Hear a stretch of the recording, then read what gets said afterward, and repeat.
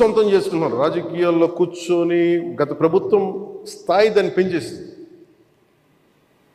అది మేము కరెక్ట్ చెయ్యాలి. అందుకని మేము చాలా నిబద్ధతతోటి నిక్కచ్చిగా ఉండే వ్యక్తులు మేము కట్టుబడి ఉన్నాం. సో మీకు మేము మాట ఇచ్చేది కూడా ముందస్తుగా అసలు ఫస్ట్ ఆర్థిక పరంగా అసలు ఎలా ఉంది రాష్ట్రం, శ్వేతపత్రాలు రిలీజ్ చేయబోతుంది. ఆర్థిక పరంగా ఎంత ఏ పరిస్థితిలో ఉంది, ప్రతి డిపార్ట్మెంట్లో ఎంత డబ్బు ఉంది, ఏ డబ్బులు ఉన్నాయి, అసలు ఏమైపోయినట్టు. ఉదాహరణకి పొద్దున్న ఏదో రివ్యూ చేస్తూ ఉంటే నారాయణ గారితో మాట్లాడుతూ ఉంటే అంటే ఏ పరిస్థితిలో ఉన్నాయి చెప్తాను. ముఖ్యంగా మన పిఆర్కి మన పంచాయతీరాజ్ సంబంధించి 15th ఫైనాన్స్ కమిషన్ అసలు డబ్బు లేదు, మ్యాచింగ్ గ్రాంట్ ఇవ్వలేదు. దాదాపు కొన్ని వేల కోట్లు రావాల్సింది రాలేదు. ఇప్పటికి ఈరోజు కూడా కూర్చోబెట్టి దాదాపు 1800 కోట్లు అనుకుంటున్నాను. 1580 కోట్లు, క్లోజ్ టు 1600 crores రావాలి. సో 15th ఫైనాన్స్ కమిషన్ డబ్బులు వదిలేసుకున్నాం. జల్ జీవన్ మిషన్ లాంటిది బోల్డెన్ నిధులు ఉన్నాయి. సో ఏ పథకం, కేంద్ర పథకాలకి ఇవన్నీ చూస్తుంటే కేవలం మ్యాచింగ్ గ్రాంట్ ఇవ్వలేకపోవడం. నేను అధికారులు పొద్దు నుంచి గత రోజుల నుంచి నేను అడుగుతా ఉంటే ఒకటే అడుగుతున్నాను, ఏమైనాయంటే మీ బాధ్యత కదా, మీరు ఎందుకు లేరు ఇట్లా అని అడిగాను. సమస్య ఏమైందే, సరైన నాయకత్వాన్ని ప్రజలు ఎన్నుకోలేనప్పుడు ఇష్టారాజ్యంగా ప్రవర్తించారు.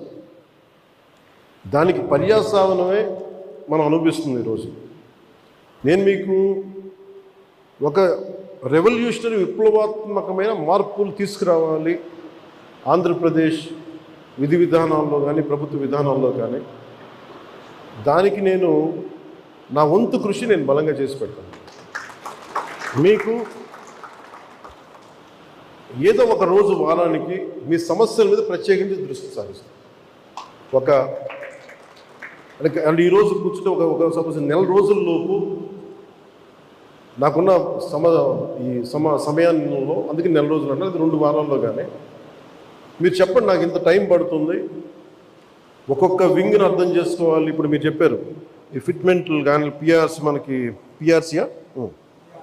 పిఆర్సీ కానీ అలాగే కమిషనర్స్ని ఇప్పుడు దాకా అపాయింట్ చేయలేదు. ప్రతిదీ కూడా మీరు క్షుణ్ణంగా చెప్తే నేను కన్సర్న్ అధికారులతో మాట్లాడి నేను ఏం చేయగలనంటే, నేను టాస్క్ మాస్టర్ ముందు సమస్యకు పరిష్కారం వెతుకుతానని చెప్పేవాడు. నేను పారిపోయే వ్యక్తిని. నాకు రాజకీయాలు నాకు అవసరం లేదు. నాకు నేను ఎందుకు వచ్చానంటే ఇది నా నేల అనుకొని వచ్చాను.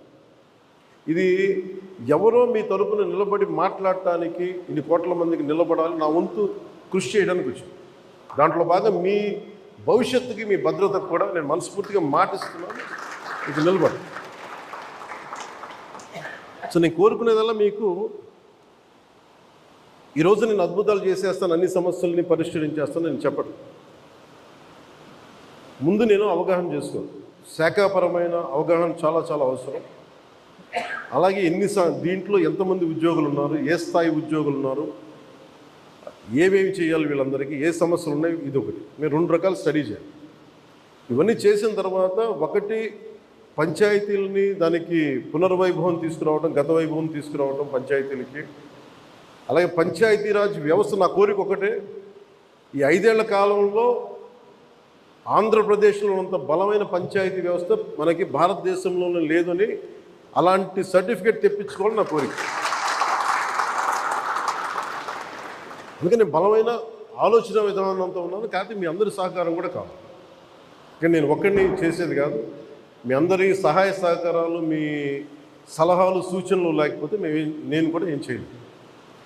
కానీ నేను మీకు అందుబాటులో ఉంటాను. మీకు ప్రత్యేకించి మీ ఈ ముఖ్యంగా మీరు కోరుకుంటుంది అన్నిటికంటే దారుణ బాధ అనిపించింది, నెలకి జీతాలు ఇవ్వడం పక్కన పెట్టి జీతాలు పెంచాలని అడగాలి, కానీ నెలకి జీతాలు వస్తే చాలు అనుకునే 1వ తారీఖుకి జీతాలు వస్తే చాలు అనే స్థాయికి పెరిగిపోయింది.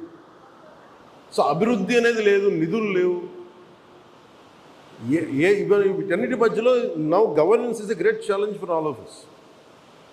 కానీ మాకేం నమ్మకం ఉందంటే పెట్టుబడులు తీసుకురాగలం, అభివృద్ధి పదంలో ముందుకు తీసుకెళ్ళగలం, ఒక ధైర్యం చాలా బలంగా ఉంది.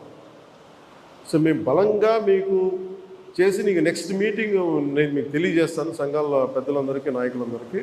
హరిప్రసాద్ గారికి నా పొలిటికల్ సెక్రటరీ, అలాగే మన పంచాయతీరాజ్లో కూడా కొంత ఆయన సహాయం తీసుకుంటాను. వరప్రసాద్ గారు వీళ్ళందరూ ఉన్నారు, కానీ ప్రత్యేకించి ఇంకొంచెం మీకు ఎక్కువ నమ్మకం కలిగించడానికి నేను అందుబాటులో ఉంటానని చెప్పడానికి, మీరు సమస్యని ఇన్ని సంఘాలు ఉన్నాయి, వీళ్ళకి ఈ సమస్య ఉంది,